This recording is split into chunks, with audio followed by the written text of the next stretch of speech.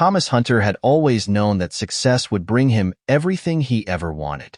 At 39, the billionaire tech entrepreneur sat in his sleek Manhattan penthouse, looking out over the glittering skyline of the city that never slept.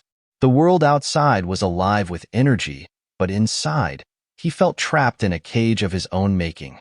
Despite having it all, a flourishing business, a luxurious apartment, and a beautiful wife, Emily, the weight of his accomplishments felt hollow.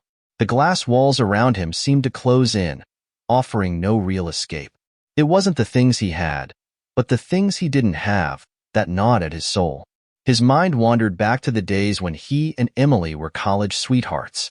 The years they spent together at Harvard were some of the best times of his life. Back then, they were inseparable, struggling side by side to build their futures, fueled by the shared dream of success. They had been inseparable, navigating the hardships of youth together with a sense of optimism that now felt like a distant memory. They were so young then, and the world had seemed full of promise. But as time passed, the excitement of their shared dreams faded, replaced by a routine that was slowly strangling their connection. Emily, always patient and kind, had been by his side through it all. She had stood by him as he built his tech empire from the ground up. She had supported him through every late night, every early morning meeting, and every stress-laden day. She was the foundation of his life, and yet, Thomas couldn't ignore the growing restlessness inside him. It wasn't that he didn't love her. It was that the love they shared had become too predictable, too comfortable. In his search for excitement, Thomas met Sophie, a vibrant, young model who had come into his life at a charity event. She was everything his marriage to Emily wasn't: spontaneous, carefree, and full of the energy he longed for. Her presence filled the empty spaces in his life, igniting something inside him that he hadn't felt in years. Sophie represented freedom, the kind of freedom that had once been part of his life, but which now seemed far out of reach. The more time he spent with Sophie, the more he realized that his marriage with Emily had slipped into a predictable rhythm, one that lacked the thrill and unpredictability of his youth. The mundane reality of his relationship with Emily felt like an anchor, dragging him down into a sea of obligation and guilt. He tried to ignore it at first, burying himself in work, but the attraction to Sophie was undeniable. Emily, always focused on her career as a pediatrician, had become more distant as well. The late nights at the hospital, the constant pressures of her demanding job, left her little time for him. Their conversations had grown stale, revolving around schedules, household chores, and the distant future. The emotional connection they once shared was barely a whisper now, lost in the noise of their busy lives. One evening, after a particularly long day, Thomas came home to find Emily sitting at the kitchen table, her face etched with exhaustion. She was always tired these days, and he was too busy to notice the toll it was taking on her. Their dinner, a simple affair of reheated leftovers, felt more like a business transaction than a shared meal between lovers. As she spoke about her day at the hospital, Thomas's mind drifted to Sophie, who had texted him earlier. The contrast between the two women was striking, and the thought of Sophie's carefree smile filled him with a longing that he hadn't realized he'd been carrying for months. The guilt that had plagued him for weeks now morphed into something else, an overwhelming desire to break free, to live a life full of possibility and excitement. That night, after Emily had gone to bed, Thomas found himself staring at the ceiling, wrestling with a decision he knew was coming. He couldn't continue to live this way, trapped between the life he had and the life he yearned for. Sophie represented everything he thought he needed, and it was time to make a choice. But it wasn't just about him anymore. It was about Emily, about the family they had built together. The thought of leaving her, of tearing apart the life they had spent so long creating, filled him with dread. Yet, despite the fear, he knew he couldn't ignore the pull any longer. The decision was made. It wasn't one he took lightly, but the truth was undeniable. Thomas had been avoiding it for months, but he couldn't pretend any longer that he was happy in his marriage. His heart wasn't in it anymore. His love for Emily, while still present, had faded, replaced by a desire for something new, something that promised the excitement and passion that had been missing for so long. Sophie had come into his life at a time when he felt empty, and she offered him the kind of spontaneity he thought he needed. It wasn't that he didn't care about Emily. It was that he was no longer in love with her in the way he once had been. That morning, on their anniversary, Thomas could feel the weight of the decision pressing down on him. He had spent years building a life with Emily, and now he was about to destroy it. He could hear her laughter from the other room as she prepared their traditional anniversary breakfast, her voice soft and warm as always. It felt like a cruel irony. In that moment, he almost wished things could be different. But they couldn't be. He couldn't live in a lie any longer. When Emily walked into the living room, holding a tray of freshly made pancakes, Thomas stood up, his stomach tight with nerves. He had rehearsed what he would say over and over in his mind, but now that the moment had arrived, the words felt inadequate. The guilt gnawed at him, but he pushed it aside. This was the only way forward. She deserved better, and so did he. "I can't do this anymore, Em," Thomas said, his voice barely above a whisper. Emily froze, the smile on her face fading as she looked up at him, confused. "I'm sorry," he continued, "but I'm leaving. I've met someone else." The words hung in the air, sharp and unforgiving. Emily stood there, her face pale, her hands trembling slightly as she set the tray down on the table. Her eyes searched his, looking for any sign that this was a joke, a mistake. But there was none. Thomas felt his heart break as she sank into the nearest chair, her face crumpling with shock and pain. "You're leaving me," she whispered, her voice choked with emotion. It wasn't anger, but a deep, raw sorrow that cut through him like a knife. He had never seen her like this before, and it made everything even harder. But he had made his choice, and the weight of it crushed him. "I'm sorry," he repeated, his voice thick with regret. He wanted to take the words back, to undo everything, but he couldn't. "I never wanted to hurt you." Emily didn't respond. She just looked at him, her tears silently slipping down her face. Thomas turned away, unable to watch the woman he once loved so deeply fall apart in front of him. He grabbed the divorce papers from the coffee table, placing them in front of her before walking out the door. As the door clicked shut behind him, Thomas felt a strange emptiness settle over him. This was what he had wanted, wasn't it? The freedom, the new beginning. And yet, as he stepped into the unknown, he couldn't help but wonder if he had just destroyed the best thing he had ever had. 2 weeks passed, and the reality of the divorce set in for Emily. The initial shock had worn off, replaced by a dull ache deep within her chest. She had spent the first few days in a haze, unable to fully comprehend what had happened. How had it come to this? Thomas, the man she had loved and trusted, had walked away from her, from their life together, without warning. The silence between them was deafening, and though she had begged him for answers, he had given none. The divorce papers sat untouched on the kitchen counter, a constant reminder of her shattered world. But life had a way of moving forward, regardless of the pain we feel. Emily's work at the pediatric clinic kept her busy, and though the grief gnawed at her, she found solace in her patients, their innocent smiles, their tiny hands, and their laughter. It was a comfort to be surrounded by the hope and innocence of children when her own life felt so broken. She threw herself into her work, leaning on her colleagues for support, though none of them knew the extent of the pain she was carrying. Then came the unexpected news. Emily was pregnant. At first, she thought it was a cruel joke, some miscalculation. But a visit to the doctor confirmed it. She was not just pregnant. She was expecting quadruplets. The news hit her like a tidal wave. Her first instinct was to panic. How could she handle this alone? She had always dreamed of having a family with Thomas, but now, here she was, carrying not one, but 4 babies, while he had walked away without a second thought. How could she raise them on her own? What kind of future would they have without a father? But Emily wasn't one to crumble easily. She had been through too much to back down now. As soon as the initial shock wore off, something inside her shifted. She wasn't going to let fear dictate her future. She was a pediatrician. She knew what it took to care for children, and she was ready to face the challenges ahead. The pain of Thomas's departure would always be with her, but now she had new life to focus on, a new purpose. The thought of her children gave her strength. She would do whatever it took to give them the best life possible. They deserved that. Emily's medical background, her experience with newborns, and her deep compassion made her well-equipped for the journey ahead. She immediately began researching everything she could about raising multiples, what to expect, what to prepare for, and how to handle the unique challenges that would come with raising 4 children at once.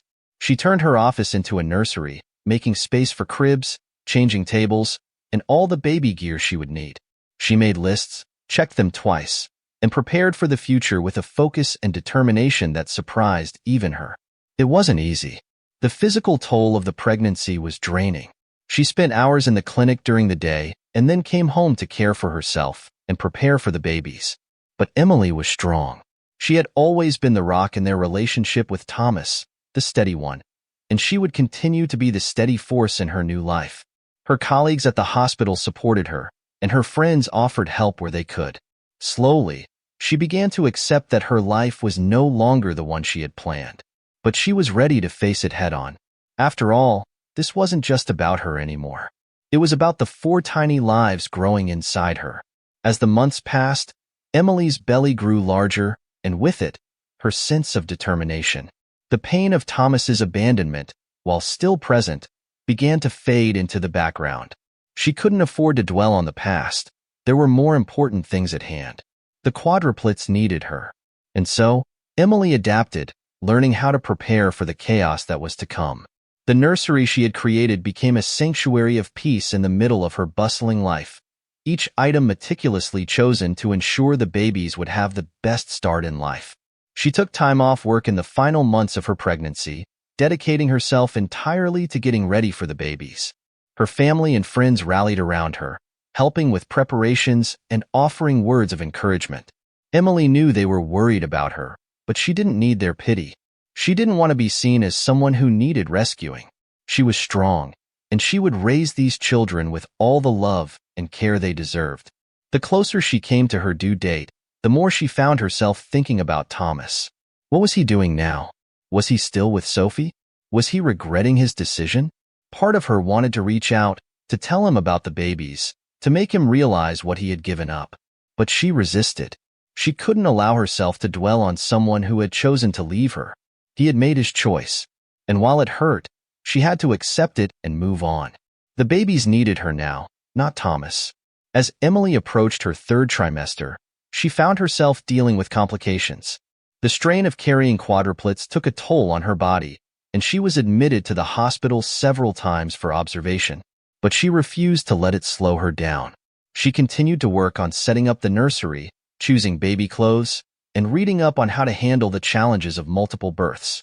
She didn't have all the answers, but she was determined to find them. When the day finally came for her to give birth, Emily was ready. She had prepared herself mentally and physically for the task ahead, and though she was scared, she knew she was as ready as she could be. The birth of her quadruplets was both overwhelming and beautiful, as she brought Alex, Ben, Charlie, and Diana into the world. The moment they placed each tiny baby in her arms, Emily's heart swelled with love and gratitude. She had done it. She had brought 4 perfect little souls into the world, and they were hers to protect and love. As she looked down at her children, each one unique in their own way, she knew her life had changed forever. There was no room for regrets, no time for mourning the past. Her future was here, and it was bright with possibilities. She was no longer the woman who had been abandoned by her husband. She was the mother of 4 beautiful children, and she would fight for them with everything she had. Her life had begun again, and this time, she was in control. The first few weeks after the quadruplets were born were a blur of sleepless nights, endless feedings, and diaper changes. Emily had never been so exhausted in her life, yet her heart was full in a way it never had been before. The babies, Alex, Ben, Charlie, and Diana, were perfect in their own ways, and though they were each unique, they all shared the same fierce need for her care and attention. Alex, the eldest, was quiet and observant, with deep brown eyes that seemed to take in everything around him. Emily often caught him staring at her, as if he understood more than a newborn should. Ben, on the other hand, was loud and active from the moment he entered the world. He had an energy about him that made it hard to keep up, always kicking and squirming in his crib, eager to see the world.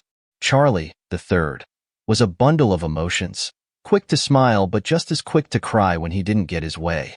His emotional intelligence seemed to be far beyond his months, and Emily often found herself amazed at how in tune he was with her feelings. And then there was Diana, the youngest, who was already showing signs of creativity. Even as a newborn, she would gaze at colors and shapes for longer than any of her siblings, as though she was already thinking about the world in artistic terms. Each day brought new challenges: feeding schedules, sleepless nights, the constant demands of 4 babies. But Emily thrived. Her background as a pediatrician had prepared her for many of the physical demands, though she was still learning the emotional side of motherhood. She found herself learning, not just from books or research, but from her children. They each had their own way of expressing their needs, and Emily became attuned to their individual rhythms. Her clinic, which had once been her main focus, now took a back seat to her children. But Emily was determined not to lose herself entirely in motherhood. She took time for herself when she could, stealing quiet moments in the early morning or late at night when the babies were finally asleep. She would read, journal, or simply sit in silence, allowing herself to reconnect with the woman she had once been before motherhood consumed her. Emily was also amazed by the support she received from her friends, family, and colleagues. Her mother, Mary, helped with the babies whenever she could, and the hospital staff treated Emily with the utmost respect, knowing how difficult it must be for her. They would often check in, bringing meals or offering advice, and Emily found herself grateful for the community that had surrounded her. Still, there were moments when the weight of it all would hit her. There were times when she felt isolated, even though she had so many people in her life. Raising 4 children on her own wasn't easy, and there were moments of doubt when she wondered if she was doing enough for them. Would they grow up with the love and guidance they needed? Would they feel the absence of a father, or would they be okay without him? But every time doubt crept in, Emily would look at her children, their tiny faces, their laughter, the way they relied on her, and she knew that no matter what, she was giving them the best life she could. And in the end, that was all that mattered. Months passed, and Emily's life continued on its unpredictable course. The quadruplets were thriving, and so was she. But just when things seemed to be settling into a new routine, the past came crashing back into her life in the most unexpected way. It was a charity event, one that Emily had agreed to attend in support of a cause she believed in. She had been invited by a colleague, and though she had debated whether or not to go, feeling like she didn't quite fit into that world anymore, she had decided to attend. She put on a dress, her hair neatly styled, and made her way to the venue, hoping to enjoy the evening without thinking too much about her personal life. But as soon as she stepped into the grand hall, her eyes fell on him. Thomas. She froze in the doorway, her breath catching in her throat. He hadn't seen her yet, but she knew that face, that posture, those deep-set eyes. It was him, and to her shock, he wasn't alone. Standing beside him was a young woman. Sophie, she assumed, the woman who had taken her place in Thomas's life. For a moment, Emily stood motionless, unsure of what to do. Her heart raced, her mind flooded with memories of the life they had once shared, the laughter, the love, the dreams. It all felt like a lifetime ago, but here he was, standing in front of her, looking just as confident and handsome as he had when they had first met. She took a deep breath, forcing herself to look away, to pull herself together. There was no reason to confront him, no reason to let the past drag her down. She had moved on. She had to. She had her children, her career, and her life. But as she continued through the crowd, she couldn't help but glance back at Thomas and Sophie. And that's when she saw them. The children. Thomas was holding a small child in his arms, an infant, maybe a year old. And there was something about the child that made Emily's heart stop. The child had eyes that reminded her of her own. Deep brown eyes, the same shade as Alex's. She looked at the child again, this time seeing the resemblance more clearly. This child, this little girl, was his. And, as if the universe had a cruel sense of timing, the realization hit her like a wave.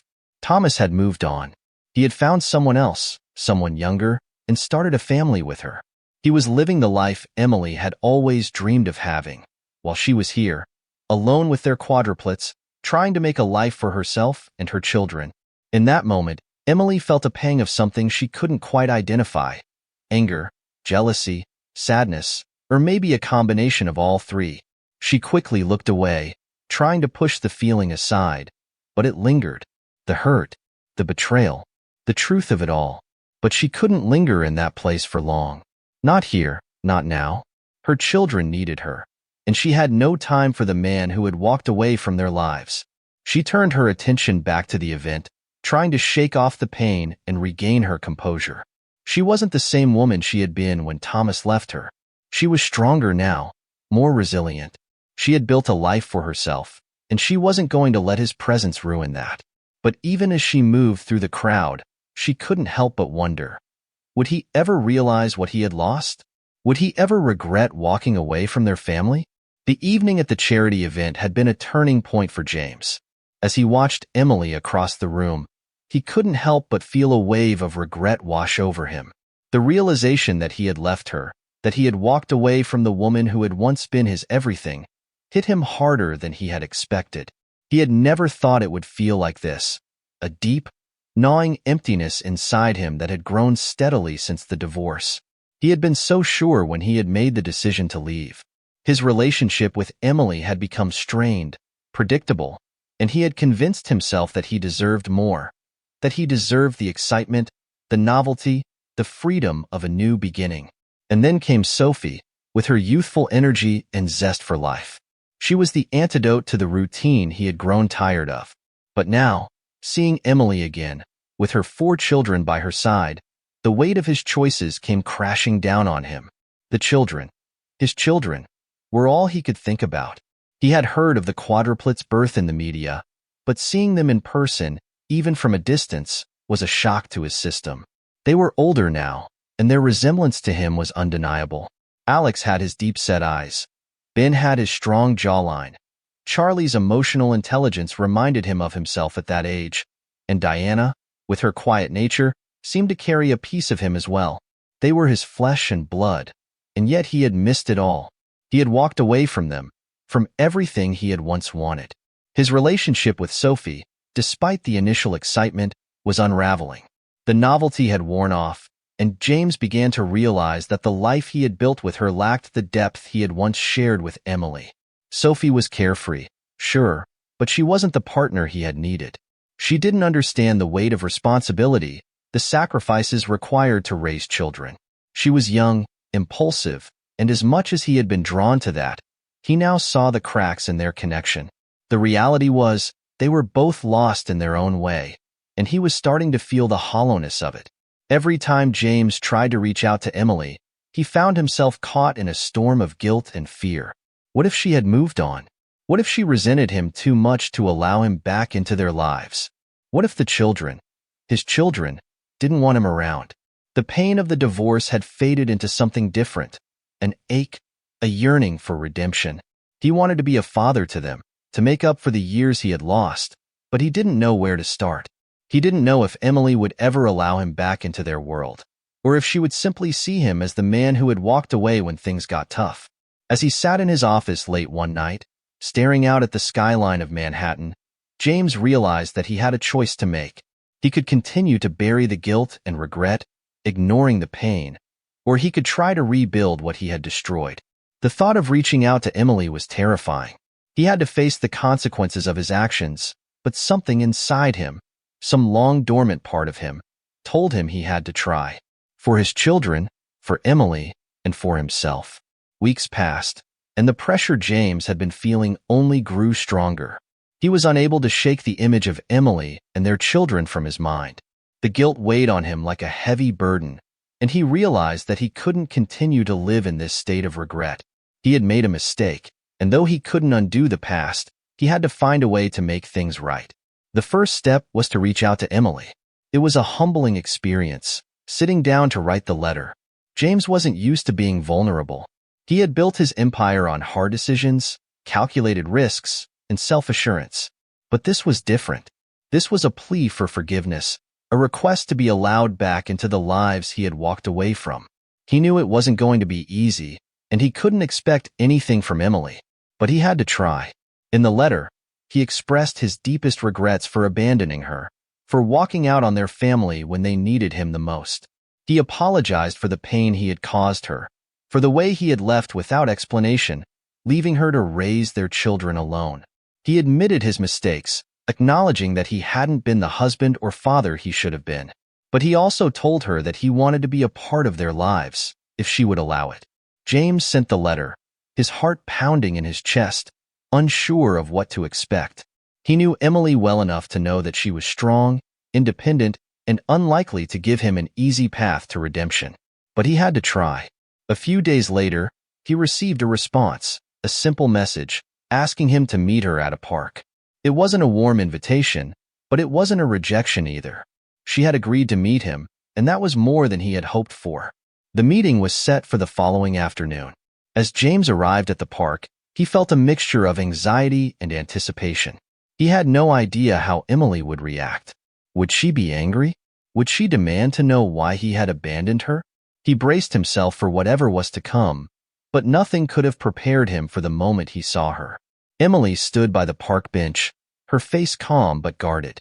She looked different, stronger, more confident, and yet there was a sadness in her eyes that spoke volumes. She hadn't forgotten the pain he had caused her, and it was clear that the wounds were still fresh. But there was something else there, too. An openness, a willingness to listen. James approached her slowly, taking in the sight of her. She hadn't changed much in the years since their divorce, but he could see the woman she had become, the woman who had raised their children without him. She had grown into someone more formidable than he had ever imagined, and in that moment, he felt a deep respect for her. "I'm sorry," James began, his voice thick with emotion. "I know I don't deserve forgiveness, but I'm here because I want to be part of their lives. I want to be a father to them, if you'll let me." Emily didn't say anything at first. She simply looked at him, as if weighing his words. For a long moment, neither of them spoke. Then, finally, Emily sighed. "You hurt me, James," she said quietly. "You walked away when I needed you the most. You abandoned us, and I don't know if I can ever fully forgive you for that." James nodded, his heart sinking. He knew this wasn't going to be easy, but he wasn't going to give up. "I know," he whispered, "and I'll spend the rest of my life trying to make it right. I can't change the past, but I want to be there for you and for our children. I know it won't be easy, but I'm willing to do whatever it takes." Emily looked at him for a long time, her gaze softening just a little. After what felt like an eternity, she spoke again. "Let's start small," she said. "You can meet them, but it won't be easy for them. They don't know you. You'll have to earn their trust." James nodded, feeling a small flicker of hope. It wasn't much, but it was a start, a chance to rebuild, a chance to make amends. "Thank you," he said softly.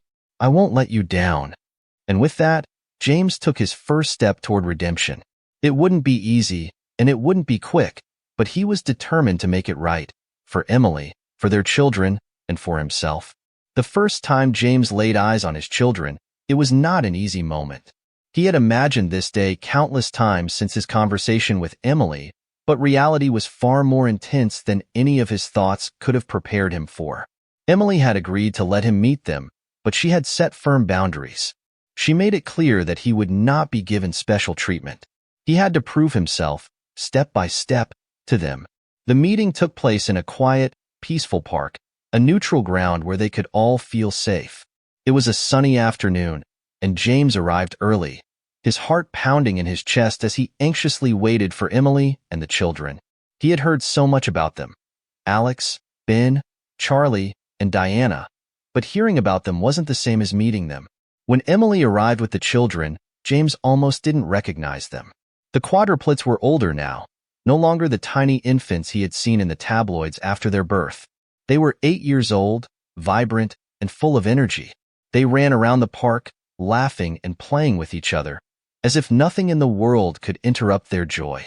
And yet, James couldn't shake the feeling of guilt that clung to him.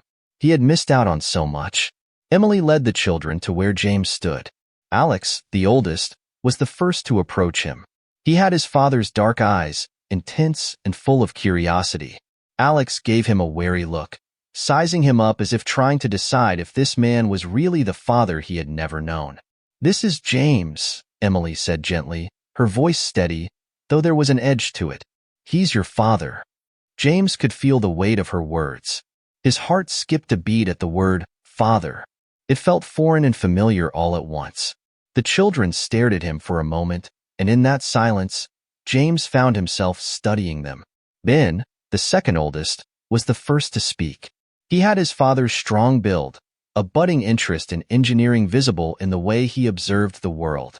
He liked to figure out how things worked, always asking questions about machines, robots, and anything mechanical. "You're my dad?" Ben asked with a tilted head, clearly skeptical but also curious. "How come I've never met you?" James was caught off guard by the bluntness of the question.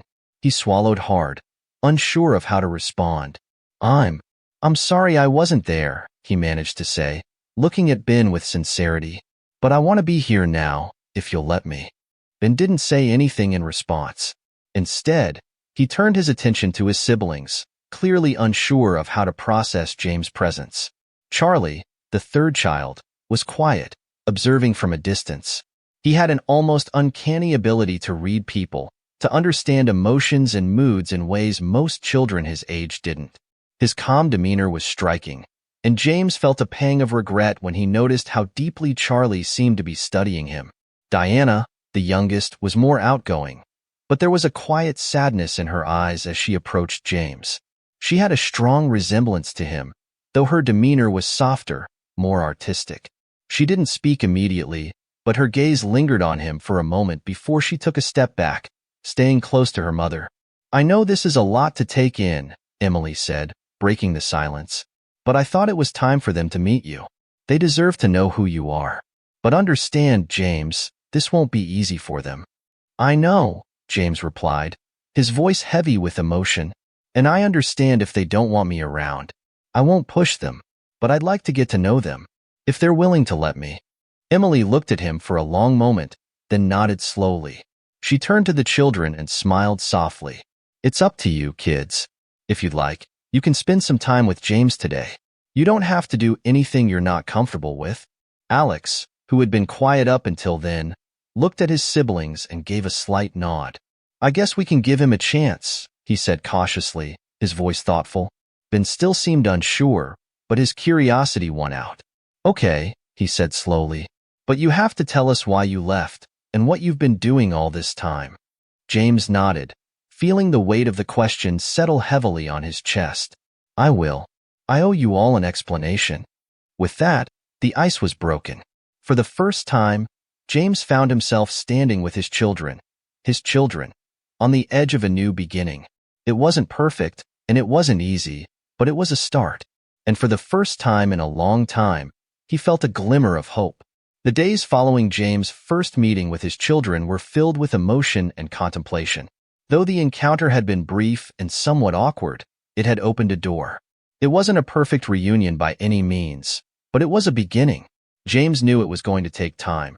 Time for the children to trust him, time for Emily to see that he was committed to being a part of their lives, and time for him to prove that he wasn't just some stranger coming back into their lives for his own reasons.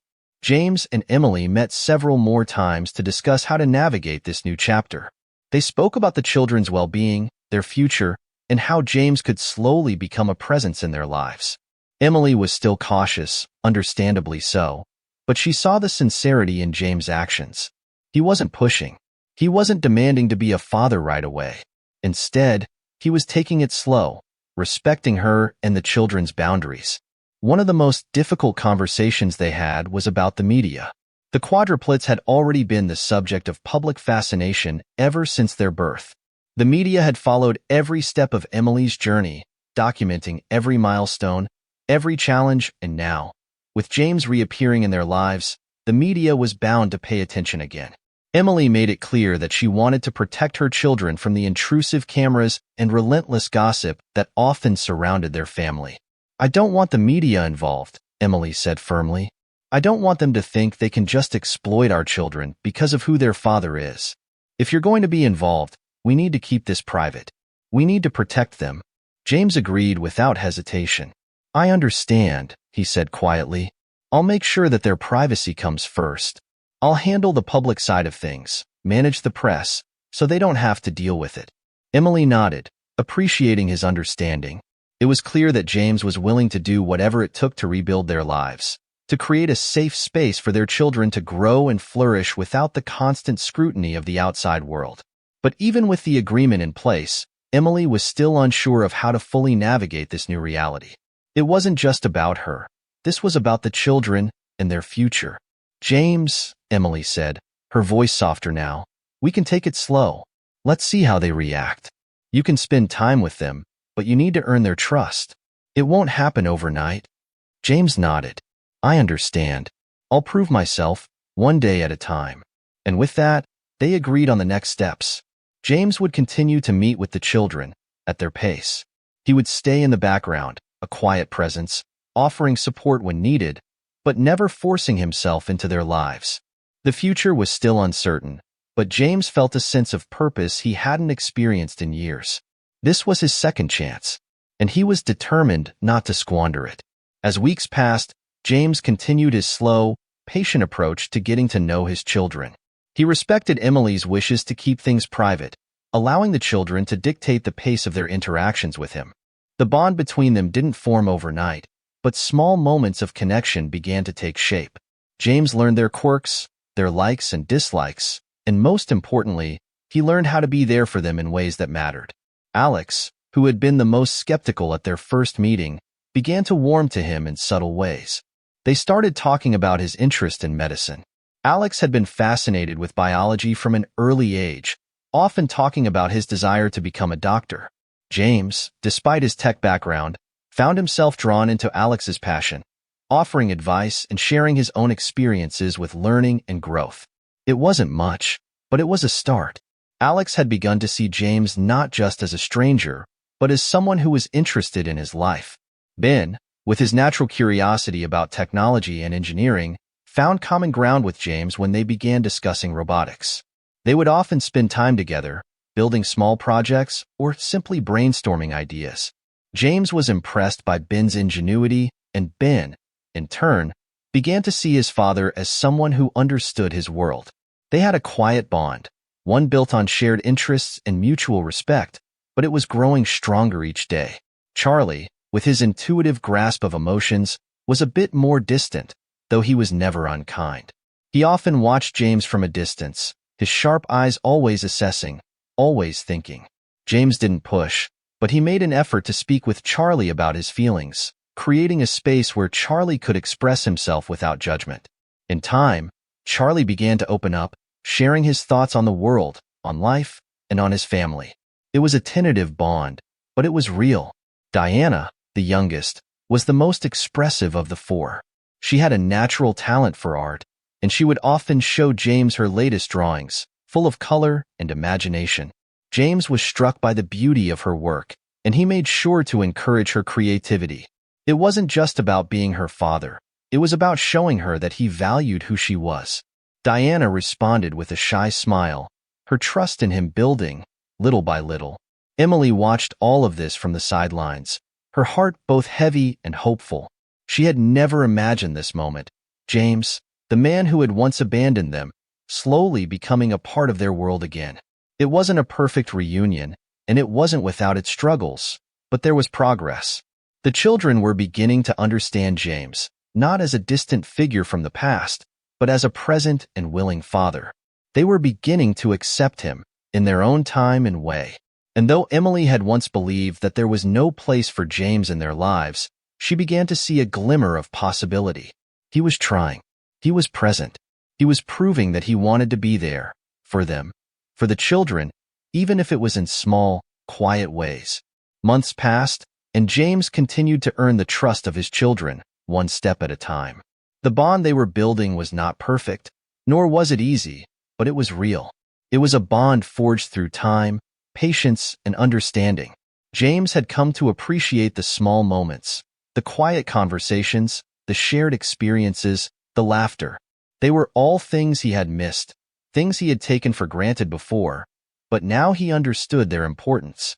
The media, as expected, began to take an interest in James' renewed relationship with his children. The press couldn't resist the story of the billionaire father trying to make amends, and their constant attention was a reminder of the price of fame. But James had made a promise to Emily to protect the children from the media frenzy, and he kept it. With the help of a public relations team, James carefully controlled the narrative, making sure that the focus remained on the children and their well-being, not on his past mistakes. He made sure that his children were never subjected to the kind of scrutiny he had once endured. Emily, though still cautious, saw that James was living up to his promises. She no longer saw him as a man who had abandoned them, but as someone who was trying to rebuild a relationship with his children. It wasn't easy, but she recognized the effort. And for the first time in a long time, she allowed herself to believe that perhaps they could be a family again, in their own way. The children continued to grow, their personalities becoming more defined with each passing day. Alex excelled in his studies, determined to follow his dream of becoming a doctor. Ben's robotics projects began to gain attention, and he spoke excitedly about his plans to enter a special engineering program. Charlie's emotional intelligence became an asset as he began to help his siblings navigate their own feelings. Diana's art flourished, and she began to receive praise for her creativity. And through it all, James remained a steady presence in their lives. He wasn't perfect, and there were still moments of tension, moments of doubt, but he was there. He was there for his children, for Emily, and for himself. He had come to realize that being a father wasn't about grand gestures. It was about showing up, being present, and doing the small things that made a difference in the lives of the people you loved. The family, though imperfect, had begun to heal. There was no grand reunion, no sweeping romance between James and Emily, but there was something far more important, the foundation of a new beginning.